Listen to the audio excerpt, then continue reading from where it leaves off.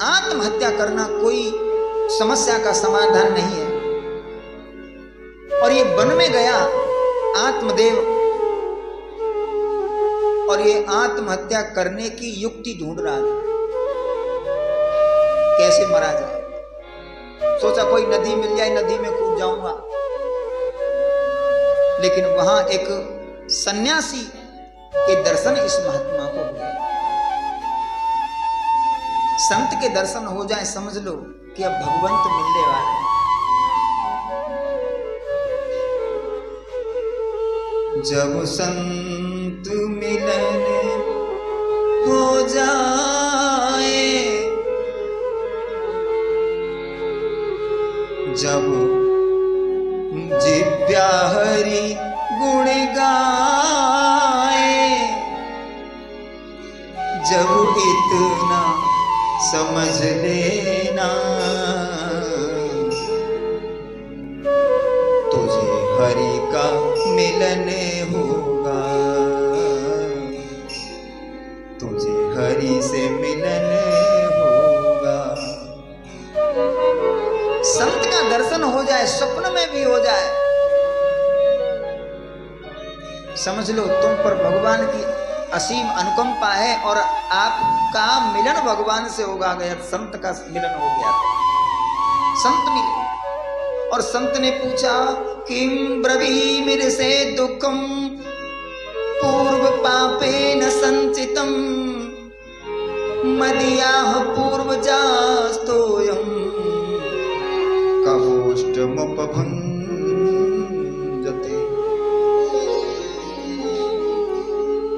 कथम रोदसी विप्रत्वम काते चिंता बलियसी। सन्यासी ने पूछा हे ब्राह्मण क्यों रोते हो, यानी उदास क्यों हो, क्या प्रॉब्लम है। आपके कांधे पर ये जनेऊ देखकर मैं समझ गया कि आप ब्राह्मण हो और आपका तेज बता रहा है कि तुम विद्वान भी हो, पढ़े लिखे हो, मूर्ख नहीं हो। लेकिन तुम्हारे जैसे विद्वान व्यक्ति को ये रोना धोना शोभा नहीं देता। आखिर ऐसी क्या विपत्ति है। तो ब्राह्मण ने कहा किम ब्रवीमिर से दुखम पूर्व पापेन संचितम। मैं अपने पूर्व जन्म के पापों को कहां तक गिनाऊं, बहुत दुखी हूं मैं। क्या दुख है भगवान, मैं बुढ़ा हो गया, अपने जीवन में एक संतान उत्पन्न नहीं कर सका, संतान प्राप्त नहीं हुई मुझे, क्योंकि मैं पापी हूं। इसलिए सन्यासी ने कहा यह तो कोई बहुत बड़ी बात नहीं है, इस दुनिया में बहुत ऐसे लोग हैं जिनके बच्चे नहीं होते, तो क्या फिर वो उनको रोना चाहिए। बोले केवल यही बात नहीं है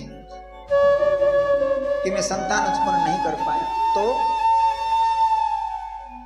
कि पाल्यते या मया धेनु सा बंध्या सर्वथा भवेत्। मैंने एक गाय पाली, वो गाय भी बूढ़ी हो गई लेकिन कभी बच्चा नहीं दिया, बांझ रही। मैं मान लेता कि चलो देव योग से संयोग से कोई ऐसा संयोग नहीं है, लेकिन मैं तो इतना बड़ा पापी हूं कि मैंने जिस गाय को पाला वो भी कभी मां नहीं बनी।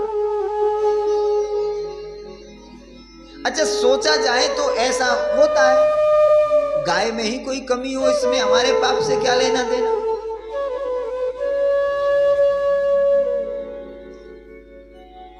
लेकिन आत्मदेव बोले गाय भी अगर बांझ होती तो कोई बात नहीं, परंतु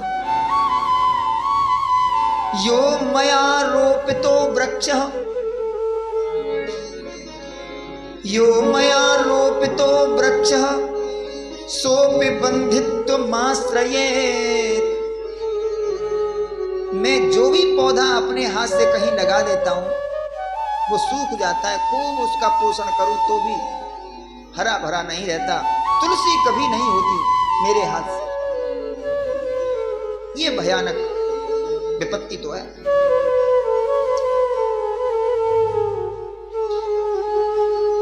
आजकल गाय जब दूध देना बंद कर देती है, लोग बोले अब क्या कहां से खिलाएं, छोड़ो।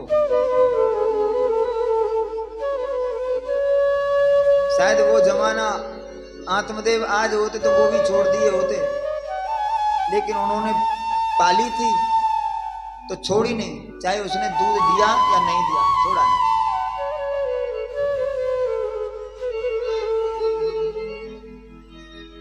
गाय लक्ष्मी का स्वरूप होती है, लेकिन हो भारतीय देसी। जिस घर में गाय और तुलसी और ठाकुर जी, इन तीन लोगों की सेवा होती है, ध्यान देना। गाय, तुलसी और ठाकुर जी, इन तीन लोगों की तीन की सेवा होती है। उस घर में कभी नकारात्मक शक्ति उस घर को प्रभावित नहीं कर पाती।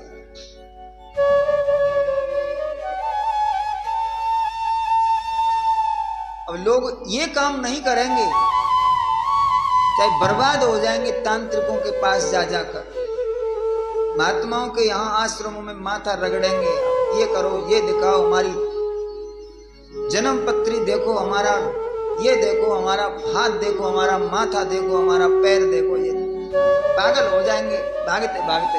लेकिन घर में एक देसी गाय की बच्ची नहीं पाल सकते। गाय साक्षात चैतन्य गोपाल का स्वरूप है।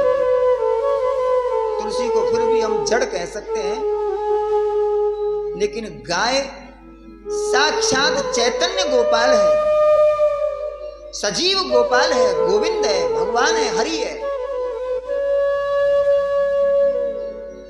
उसका दूध औषधि है, उसका घी औषधि है, उसका, और अभी श्राद्ध चल रहे हैं, किसी की मृत्यु हो जाती है घर में बुजुर्ग की, तो लोग गरुड़ पुराण का पाठ कराते हैं कि नहीं? आजकल परेशानी यह है कि लोग शास्त्र को मानते हैं, शास्त्र की नहीं मानते। गरुड़ पुराण में लिखा, श्राद्ध सिर्फ देसी गाय के घी और दूध से ही करना चाहिए।